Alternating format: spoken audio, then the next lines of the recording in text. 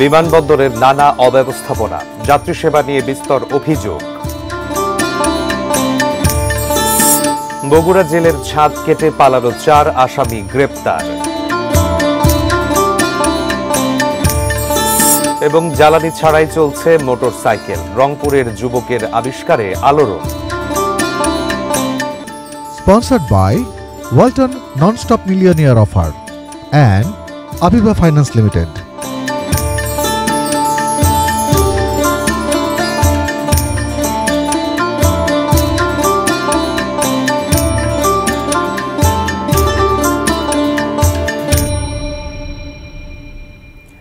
দেখছেন এটেন নিউজ। সারা দেশের সর্বশেষ খবর নিয়ে এটেন নিউজের নিয়মিত আয়োজন দেশের খবরে আপনাদের সকলকে সাদর আমন্ত্রণ জানাচ্ছি। আপনাদের সাথে রয়েছে আমি সাইমুল হক। শুরুতে জানিয়ে দিচ্ছিলাম শিরোনামগুলো, এবারে জানাবো বিস্তারিত। দেশের অন্যান্য বিমানবন্দরেও যাত্রীরা পাচ্ছেন না কাঙ্ক্ষিত সেবা, অব্যবস্থাপনা, হয়রানি, লাগেজ ভেঙে মালামাল চুরির বিস্তর অভিযোগ তাদের। বিভিন্ন বিমানবন্দরে যাত্রীদের সাথে কথা বলেছেন আমাদের প্রতিনিধিরা। দেখব ডেস্ক রিপোর্টে। 2020 সালে সিলেট ওসমানী আন্তর্জাতিক বিমানবন্দরের নতুন টার্মিনাল নির্মাণ, রানওয়ে সম্প্রসারণ ও কার্গো স্টেশন স্থাপনের জন্য 2116 কোটি টাকা ব্যয়ে কাজ শুরু হয়। প্রকল্পের কাজ 2023 সালের জানুয়ারিতে শেষ হওয়ার কথা থাকলেও তা এখনও শেষ হয়নি। ফলে ভোগান্তি শেষ হয়নি সিলেটের বিমান যাত্রীদের। নানা অব্যবস্থাপনা, লাগেজ ভেঙে ফেলা সহ নানা অভিযোগ রয়েছে কর্তৃপক্ষের বিরুদ্ধে। প্রবাসী অধ্যুষিত সিলেটে আন্তর্জাতিক ফ্লাইট আরও বাড়ানোর দাবি যাত্রীদের। টিকিট কেনার জন্য যাই, তারা বলতে আছে ফ্লাইট নাই, এই নাই সেই না, বিভিন্ন ধরনের মানুষ সিন্ডিকেট করার জন্য, টিকিটের দাম বাড়ানোর জন্য তারা বলে যে ফ্লাইট নাই, ফ্লাইটের অসুবিধা। আমরা যে মালগুলা আইলে মালগুলা ঠিক মতো সেভ করিয়া দেয় না, তারা ইচ্ছা মতো ফালাই দেয়, ইচ্ছা মতো ব্যবহার, কি শৃঙ্খলা নাই, এরকম আন্তর্জাতিক মানের মতো নাই। সৈয়দপুর বিমানবন্দরে 4টি বিমান সংস্থার 26টি ফ্লাইট প্রতিদিন চলাচল করে। এছাড়াও সপ্তাহে 2 দিন 4টি ফ্লাইট চলাচল করে সৈয়দপুর কক্সবাজার রুটে। ব্যস্ততম এই বিমানবন্দর ব্যবহারকারীদের তেমন একটা অভিযোগ নেই, তবে যাত্রীদের সাথে আসা স্বজনের জন্য বসার বা অপেক্ষার ব্যবস্থা না থাকার বিড়ম্বনার কথা জানিয়েছেন অনেকে। অনেক সময় বাচ্চা নিয়ে একটু দাঁড়ায় থাকতে হয়, কষ্ট হয়, তো ওনারা যেহেতু ওখানে আমাদের দাঁড়ায় থাকতে দেন না, একটা বসার ব্যবস্থা দিবে। তো দেশের বিমানবন্দরগুলোর ব্যবস্থাপনা নিয়ে যাত্রী বক্তব্য পেতে কক্সবাজার আন্তর্জাতিক বিমানবন্দরে গেলে এটিএন নিউজের প্রতিনিধিদের পেশাগত দায়িত্ব পালনে বাধা দেন নিরাপত্তারক্ষীরা। তাদের আটকে রেখে ক্যামেরার ফুটেজ মুছে ফেলতে বাধ্য করেন নিরাপত্তা কর্মকর্তা। চন্দন পাল, ডেস্ক রিপোর্ট, এটিএন নিউজ। বগুড়ায় জেলখানা থেকে পলাতক 4 মৃত্যুদণ্ডপ্রাপ্ত আসামিকে গ্রেপ্তার করেছে পুলিশ। সকালে শহরের চেলুপাড়া চাষি বাজার থেকে তাদেরকে গ্রেপ্তার করা হয় বলে প্রেস ব্রিফিংয়ে জানিয়েছেন জেলা পুলিশ সুপার সুদীপ কুমার চক্রবর্তী। তিনি জানান, জেল পলাতক ফাঁসির আসামি কুড়িগ্রামের মোহাম্মদ নজরুল ইসলাম, বগুড়ার ফরিদ শেখ ও জাকারিয়া এবং নরসিংদীর আমির হামজাকে গ্রেপ্তার করা হয়েছে। পুলিশ সুপার আরও জানান, ওই 4 আসামি কন্ডেম সেলের ছাদ কেটে বের হয়ে জেলখানার প্রাচীর টপকে পালিয়ে যান। পরে তারা চাষি বাজারে অবস্থান নিলে স্থানীয়রা অচেনা লোক দেখে পুলিশে খবর দেয়। এরপর পুলিশ গিয়ে তাদেরকে গ্রেপ্তার করে। 3:56 বা 55 বা 56 আমরা খবরটি পাই, এবং যখন আমরা আমাদের সেই সদর ফাঁড়ির যে টিমটি যখন তাদেরকে গ্রেপ্তার করে, তখন ছিল 4:10। তার মানে খুব অল্প সময়ের মধ্যে কিন্তু আমরা কাজটি করতে পারি। ছাদের একটি প্রান্ত সেটি এক পাশে, সেটিকে ফুটো করে তারা সেখান থেকে তারপর জেলখানার পাঁচিল টপকে তারা পালিয়ে যাওয়ার চেষ্টা করে। মোটরসাইকেল চলছে অথচ লাগছে না তেল, গ্যাস বা বৈদ্যুতিক চার্জ। বাইকারদের এমন স্বপ্নই যেন সত্যি হয়ে গেল। কোনো রকম জ্বালানি ছাড়াই মোটরসাইকেল চালিয়ে আলোড়ন সৃষ্টি করেছেন রংপুরের মাসুদ রানা। তার অদ্ভুত যানটি এখন শহরের অন্যতম আকর্ষণ। আমাদের রংপুর প্রতিনিধি শাহরিয়ার মিমের পাঠানো তথ্য ছবিতে এবারে দেখে নেব একটি ডেস্ক রিপোর্ট। চলছে 4 চাকার মোটরসাইকেল। বিশেষ ব্যাপারটি হলো চলছে তেল, গ্যাস বা বৈদ্যুতিক চার্জ ছাড়াই। গাড়ি চলবে কিন্তু কোনো জ্বালানি খরচ লাগবে না, এমন স্বপ্ন অনেকেরই। এ যেন সেই স্বপ্নের বাহন। চালকের আসনে যাকে দেখা যাচ্ছে তার নাম মাসুদ রানা। নিজস্ব ভাবনা ও প্রযুক্তিতে বাইকটি তৈরি করেছেন তিনি। রংপুরের উপশহর লাকিপাড়ার বাসিন্দা মাসুদ রানা চাকরি করেন নেসকো কোম্পানিতে। 5 বছর আগে মোটরসাইকেল দুর্ঘটনায় গুরুতর আহত হয়েছিলেন। তারপর দুর্ঘটনা রোধে এই 4 চাকার বাইক উদ্ভাবনের চিন্তা ভাবনা করেন তিনি। তারই ফসল এই ড্রিম বাইক। সব থেকে বড় কথা এটা যাতে না উল্টায় সেই প্রসেসে আমি এটা তৈরি করব।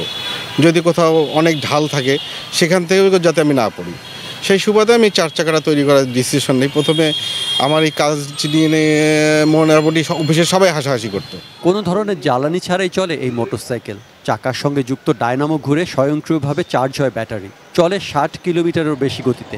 জ্বালানি নেই, তাই ধোঁয়াবিহীন শতভাগ পরিবেশ বান্ধব এই বাইক তৈরিতে খরচ হয়েছে 4 লাখ টাকার মতো। মোটরের মাধ্যমে যে চলে সেই ঘূর্ণনটাকে আমি কাজে লাগাবো। তখন আমি চিন্তা করলাম সেই ঘূর্ণন যখনই ঘুরবে আমাকে বড় একটা কিছু দিতে হবে যেটা দ্রুত ঘুরতে পারে।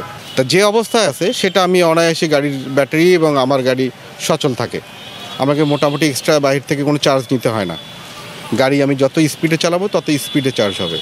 মাসুদ রানার এমন আবিষ্কার রীতিমতো হইচই ফেলে দিয়েছে। তার মোটরসাইকেলটি দেখতে প্রতিদিন দূর দূরান্ত থেকে ছুটে আসছে মানুষ।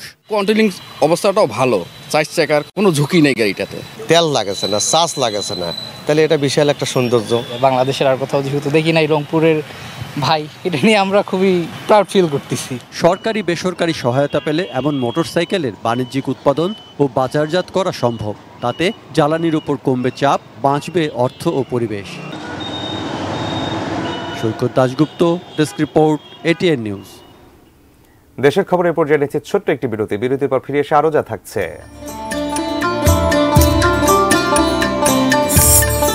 লালমনিরহাটে বিএসএফ এর গুলিতে বাংলাদেশি নিহত এবং প্রেমের টানে বাংলাদেশের চীনা নাগরিক, নাটোরের কলেজ ছাত্রীকে বিয়ে।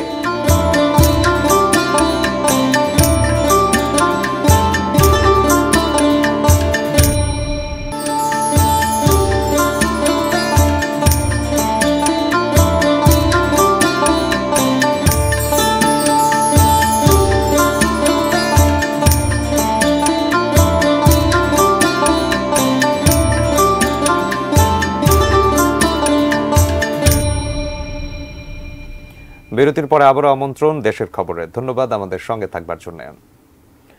লালমনিরহাটের লোহাকুচি সীমান্তে বিএসএফ এর গুলিতে নুরুল ইসলাম নামে এক বাংলাদেশির মৃত্যু হয়েছে। ভোর 4:30টার দিকে লোহাকুচি সীমান্তের মালগড়া এলাকায় এ ঘটনা ঘটে। নিহত গরু ব্যবসায়ী নুরুল ইসলাম উপজেলার গোড়ল ইউনিয়নের দুলালি গ্রামের মৃত মঈনুদ্দিনের ছেলে। জানা যায়, ভারত থেকে গরু নিয়ে ফেরার পথে কোচবিহার জেলার ৭৮ বিএসএফ ব্যাটালিয়নের ওয়েস্ট ক্যাম্পের টহল দলের সদস্যদের গুলিতে নিহত হন তিনি।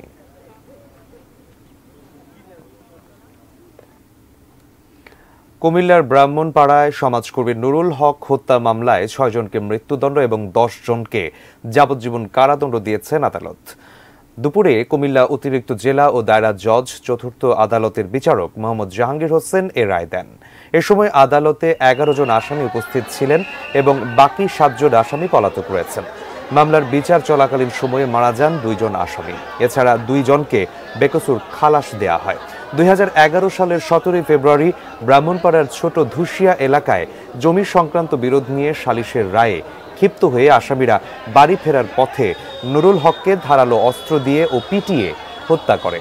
এ ঘটনায় 22 জনের নাম উল্লেখ সহ অজ্ঞাত পরিচয়ে কয়েকজনের বিরুদ্ধে মামলা করেন নিহত নুরুল হকের ছেলে শরীফুল ইসলাম। আবারও তীব্র গরম মেহেরপুরে, সেই সাথে পাল্লা দিয়ে বাড়ছে লোডশেডিং। পর্যাপ্ত বৃষ্টি না হওয়ায় ঘন ঘন সেচ দিতে হচ্ছে জমিতে, ফলে উৎপাদন ব্যয় বাড়ছে বলে অভিযোগ কৃষকদের। উম্মে ফাতিমা রোজিনার পাঠানো তথ্য ছবিতে ডেস্ক রিপোর্ট।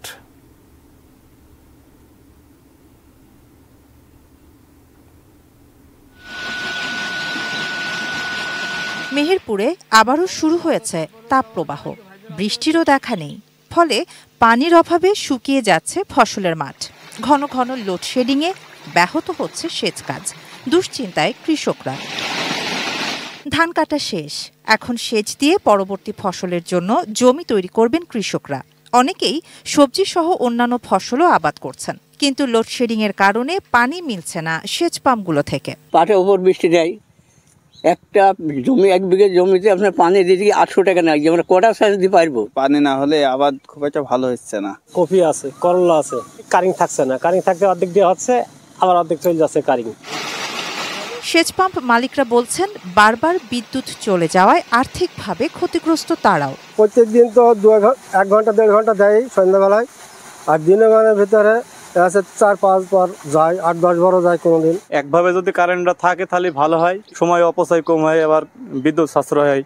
তবে চাহিদা অনুযায়ী বিদ্যুৎ সরবরাহ হচ্ছে বলে দাবি পল্লী বিদ্যুতের। কর্মকর্তারা জানান ভোল্টেজ কম হওয়ার কারণে মাঝে মাঝে লোডশেডিং করতে হচ্ছে। কারেন্টটা বেশি হওয়ার কারণে ভোল্টেজটা কমে যাচ্ছে, এই জন্য 10 মেগাওয়াট মতো আমরা লোডশেডিং 8টা থেকে 9টা এর ভিতরে লোডশেডিংটা হচ্ছে, তাছাড়া কোনো লোডশেডিং আমাদের নাই। পানির অভাবে পাট ও অন্যান্য ফসল নিয়েও দুশ্চিন্তায় চাষিরা, তাই নিরবিচ্ছিন্ন বিদ্যুৎ সরবরাহের দাবি তাদের। শাহানা জাহান, ডেস্ক রিপোর্ট, ATN নিউজ। দেশের খবরের পর্যায়ে নিচ্ছি ছোট্ট আরও একটি বিরতি, আমাদের সঙ্গেই থাকুন।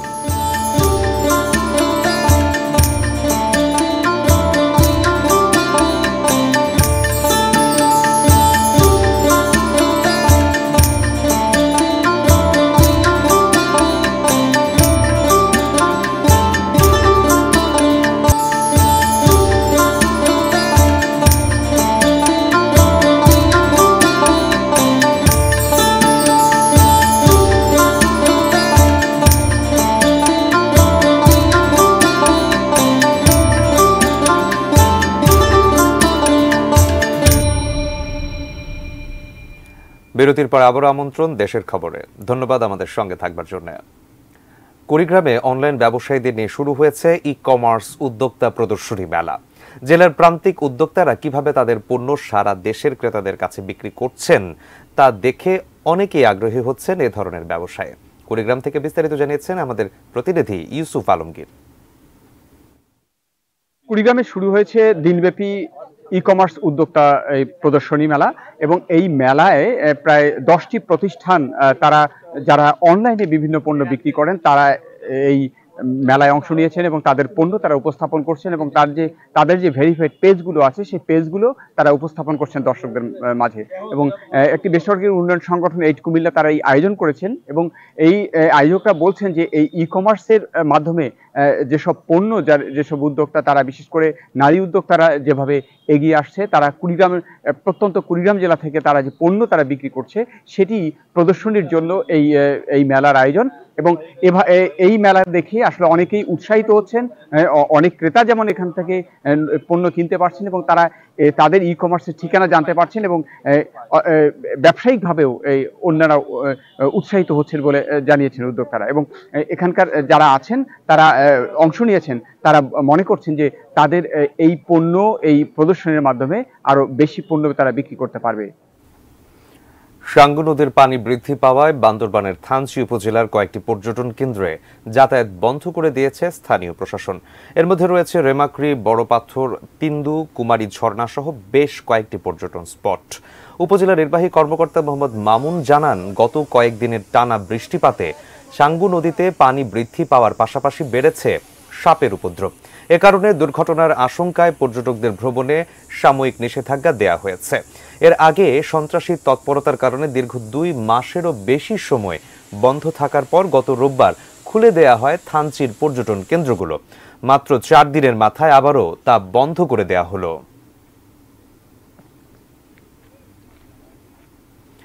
দেশের খবর শেষ করছে একটি অন্যরকম সংবাদ দিয়ে। সামাজিক যোগাযোগ মাধ্যমে পরিচয় থেকে প্রেমের টানে বাংলাদেশে চলে এসেছেন চীনা নাগরিক লিসি জাং। বিয়ে করেছেন নাটোরের কলেজ ছাত্রী ফাতেমা খাতুনকে। প্রেমিকাকে পাওয়ার জন্য গ্রহণ করেছেন ইসলাম ধর্ম। ব্যতিক্রমী এই বিয়েকে ঘিরে এখন জেলা জুড়ে আলোড়ন। আমাদের নাটোর প্রতিনিধি বোরহান উদ্দিন বনির পাঠানো প্রতিবেদনে বিস্তারিত। এবছরের জানুয়ারিতে চীনা অ্যাপ উইচ্যাটে তাদের পরিচয়। মেয়েটি বাংলাদেশের নাটোরের কলেজ ছাত্রী ফাতেমা খাতুন, আর ছেলেটি চীনের সাংহাইয়ের প্লাস্টিক সার্জন লিসি জং। প্রথমে ইংরেজিতে টুকটাক কথা, পরে ট্রান্সলেটরে আলাপ। চীনা ভাষার কিছুটা শিখেও নেন ফাতেমা। আলাপচারিতা থেকে প্রেম, সেই প্রেমের টানে 1000 কিলো পাড়ি দিয়ে সুদূর চীন থেকে নাটোর সদর উপজেলার বড়বাড়িয়া গ্রামে চলে আসেন লি। ফাতেমাকে বিয়ে করার জন্য বৌদ্ধ ধর্ম ত্যাগ করে গ্রহণ করেন ইসলাম ধর্ম। লিসি জং হয়ে যান আলী। এরপর ইসলামী শরিয়া মতে ফাতেমা আলীর বিয়ে হয়। আগে থেকে আমাকে বলছিল যে সে বাংলাদেশি মেয়ে ন্যাচারাল গার্ল বিয়ে করতে চায় আর মুসলিম হতে চায়। তার এই কথার উপর ডিপেন্ড করে আমি আগ্রহী হই। I come from China, Guangdong. I come Balinese nature to marry with Ayat. I'm very glad. Barabaria গ্রামের আবু তাহেরের মেয়ে ফাতেমা 10 লাখ টাকা দের মহরে কোর্টে লির সঙ্গে বিয়ে সম্পন্ন হয়েছে তার। জাঁকজমক অনুষ্ঠানও করেছে ফাতেমার পরিবার। এখন ভিসার আনুষ্ঠানিকতা চলছে। নববধূকে সঙ্গে নিয়ে নিজ দেশে ফিরে যাবেন লিসি জং। এখন সে বর্তমানে আমার বাড়িতে আছে। আমার মেয়ে ভিসার কাজ চলছে, ভিসার কাজ শেষ হলে সে নিজের দেশে নিয়ে চলে যাবে। শ্বশুরবাড়ির মানুষের সঙ্গে ভালোই মেলামেশা করছে নতুন বর। কিছু কিছু ইংরেজি তিনি বলতে পারেন। নতুন জামাইকে পেয়ে খুশি আত্মীয় স্বজন। আমার সাথে করে অনেক জায়গায় ঘুরতে যাচ্ছে, নদীতে যায়। তার জন্য আমরা পাঞ্জাবি কিনলাম, টুপি কিনলাম, সে আমাদের সাথে নামাজ পড়বে। ভিনদেশি বর ব্যতিক্রমী বিয়ে, সব মিলিয়ে এলাকায় ব্যাপক আলোড়ন। এই দম্পতির প্রতি মানুষের শুভকামনা যেমন রয়েছে, তেমন তাদের ভবিষ্যৎ নিয়ে অনেকের মাঝে মিশ্র প্রতিক্রিয়া। চিনে নিয়ে যায় কি আসলে সংসার হবে না তাকে কিছুদিন সংসার করার পরে বিক্রি করে দিবে। এই বাড়িতে আসা মাত্রই এই বাড়ির ফ্যামিলি, তার বাবা মা, মেয়েটার বাবা মা বিয়ে দিয়ে দিল ছেলেটার সাথে। আসলে এটা কি আদৌ ঠিক হলো? ছেলেটার সম্পর্কে জানা দরকার ছিল। তুনাজিনা তুনু, ডেস্ক রিপোর্ট, এটিএন নিউজ। দেশের খবরের আয়োজন শেষ করার আগে শিরোনামগুলো জানিয়ে দিচ্ছি আরও একবার। বিমানবন্দরে নানা অব্যবস্থাপনা, যাত্রী সেবা নিয়ে বিস্তর অভিযোগ। বগুড়ায় জেলের ছাদ কেটে পালানো 4 আসামি গ্রেপ্তার। জ্বালানি ছাড়াই চলছে মোটরসাইকেল, রংপুরের যুবকের আবিষ্কারে আলোড়ন। লালমনিরহাটে বিএসএফ এর গুলিতে বাংলাদেশি নিহত। এবং প্রেমের টানে বাংলাদেশের চীনা নাগরিক, নাটোরের কলেজ ছাত্রীকে বিয়ে। Sponsored by Walton Non-Stop Millionaire Offer and Abiba Finance Limited.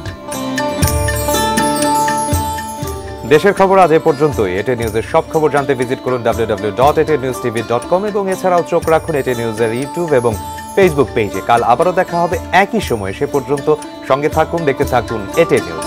ধন্যবাদ।